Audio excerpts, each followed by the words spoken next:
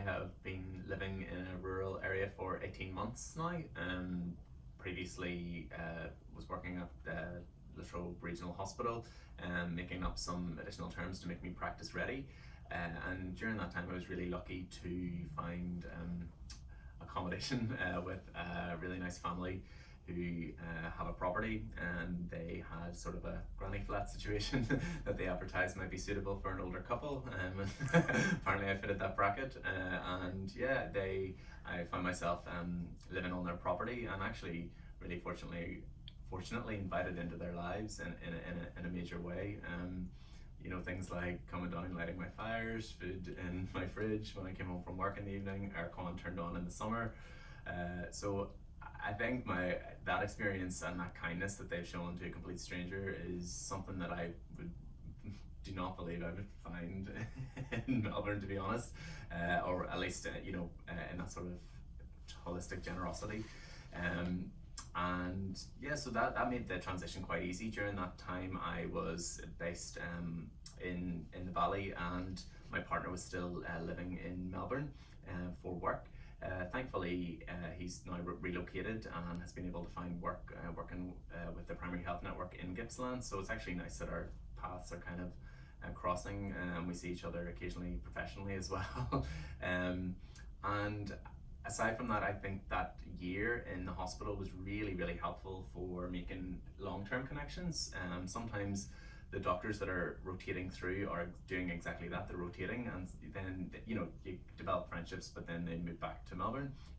But actually by being in the hospital for a year, I developed really good connections with a lot of the allied health professionals who were locals.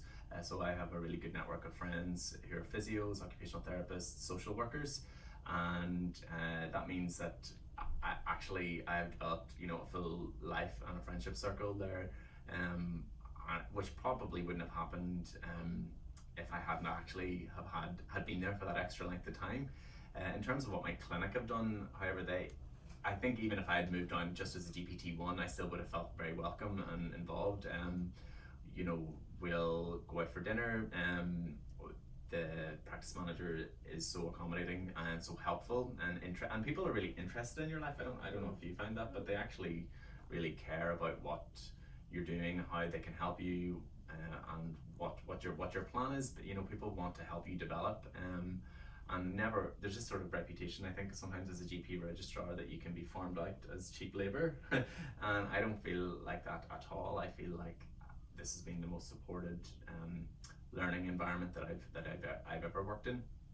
And so if someone asks me, like, do you miss living in the city, like, I really don't. Honestly, that's my honest answer. Yeah, no, I completely agree. So moving to the country actually wasn't that big a deal. I thought it would be much harder, but I managed to pack everything into a car and make that transition. And it wasn't just that it was easy for me. My partner found it quite easy as well. And it's interesting to see that there are actually a lot of things that the country offers that you don't appreciate in the city. And my partner's interested in photography, so it was great to go out and get some night photography and explore the Northwest. The Northwest has a sail art trail. Yeah. Not sure if you've heard of that, and that was something that we really enjoyed doing and traveling around and seeing all of that, which made that personal part of my life easy. In terms of the clinic, I completely agree, Damian. The staff are actually very supportive and very keen to get you involved with the community. And it wasn't necessarily just professional things, just on a social level. There are trivia nights. Yeah. Trivia nights in the country are very popular. Yeah, so yeah. That's often a really good place to start and meet people. And I joined the local gym and met some girls there, and then we started a walking group, which then turned out to be movie catch-ups. So you often find your own way around in the country and find that people are more than happy to get you on board. And from a clinic perspective, from the day-to-day runnings of a clinic, it was actually like they treated you like a fellow. They really had a lot of interest in finding out what hours you'd like to do. The consultation times we were flexible to make it half an hour if you wanted, 20 minutes if you wanted. There was no pressure of needing to go down to 15 minutes and seeing 4 patients an hour. So you really got to work with what you wanted to do. And in terms of, if you need to get back to Melbourne for something urgent like a wedding or whatever it is, a funeral, they were often quite flexible with the hours, and we could work longer days and have a Friday off.